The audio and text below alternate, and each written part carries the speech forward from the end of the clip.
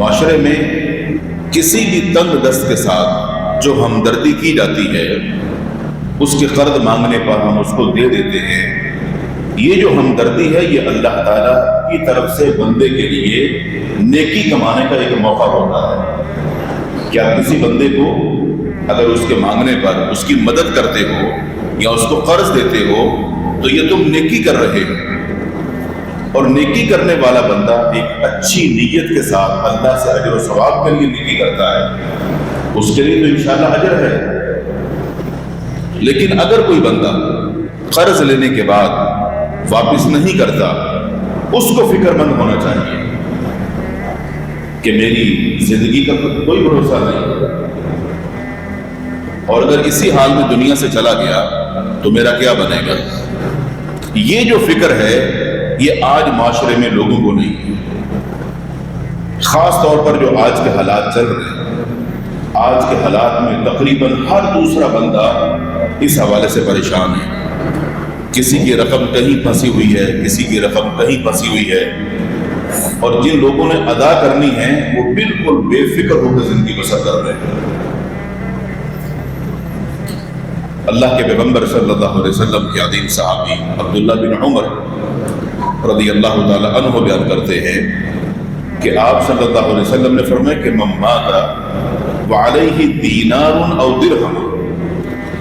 جس بندے کا انتقال ہو گیا، اس حال میں اس بندے کا انتقال ہوا، اس بندے پر قرض تھا،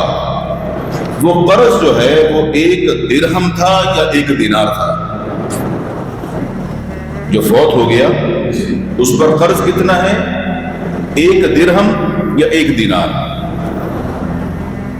لیکن وہ دنیا سے چلا گیا، اسی حالت میں ادا نہیں کیا۔ فرمایا قضی من حسناتہ، اب قیامت کے دن اس کی نیکیوں سے یہ ادا کیا جائے گا۔ کہاں سے؟ اس کی نیکیوں سے۔ دنیا میں اس نے نیکیاں کی ہوں گی، محنت کی ہوگی، نیک اعمال کیے ہوں گے، اللہ تعالیٰ کے ہاں وہاں جو حساب و کتاب ہے اس کی نیکیوں سے ہوگا۔ کیوں؟ لیس ثم دینار ولا درہم، اس لیے کہ قیامت کے دن جہاں حساب و کتاب ہوگا وہاں درہم و دینار نہیں ہوں گے، وہاں روپیہ اور پیسہ نہیں چلے گا، وہاں نیکیوں کا اور بدیوں کا معاملہ ہوگا اللہ تعالیٰ کے ہاں۔ اب دنیا میں کسی بندے نے کسی سے پیسے لیے نہیں دیے، مر گیا، قیامت کے دن حساب و کتاب کی جو محفل لگے گی، عدالت سجے گی، اب وہاں جو لین دین کا معاملہ ہے وہاں نیکیوں اور بدیوں کا ہوگا۔ اگر یہ بندہ جس نے قرض واپس نہیں کیا تھا یہ نیک بھی نہیں تھا، اس کے پاس نیکیاں بھی نہیں ہیں،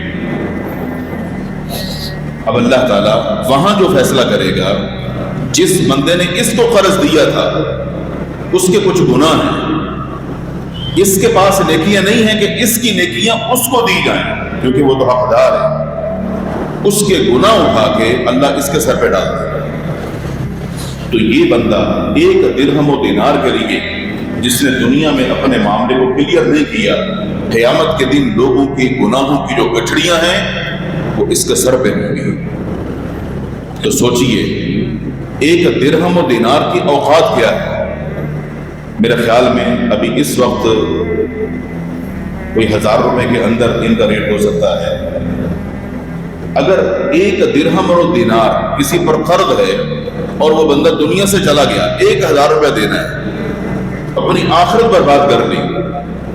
کون سی عقل مندی کا سودا ہے؟ 1000 روپے کے لیے بندہ اپنی آخرت کو خراب کر دے اور دنیا میں لوگوں سے منہ چھپاتا پھرے کہ میں نے اس کو 1000 روپے دینا ہے، اس کا وہ سامنے نہیں کر رہا، کون سی عقل مندی ہے؟ تو ہماری جو سوچ ہے وہ یہ ہے کہ ہمارا اس بندے سے سامنا نہ ہو، لیکن قیامت کے دن جب اللہ کی عدالت میں سامنا ہوگا